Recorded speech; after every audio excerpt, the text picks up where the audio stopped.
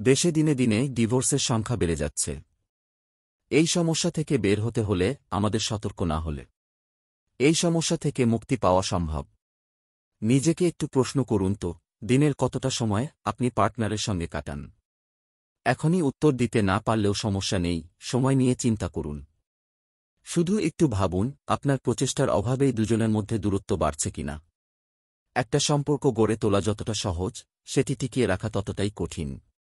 কারণে অকারণে চলে কথা কাটাকাটি, ভুল বোঝাবুঝি ও মনোমালিন্য। নানা টানাপোড়েনে ছিটকে যায় দুটি মন। তাই সময় থাকতে মজবুত করে নিন দাম্পত্য বা ভালোবাসার সম্পর্ক। তার জন্য করতে হবে মাত্র কয়েকটি প্রশ্ন। উত্তর মিলে গেলেই অটুট থাকবে ভালোবাসা সারা জীবন। সংকোচ কাটিয়ে নিজের বিষয় জানান। সম্পর্কের অসন্তুষ্টির কথা জানুন। মনের কথা জানুন।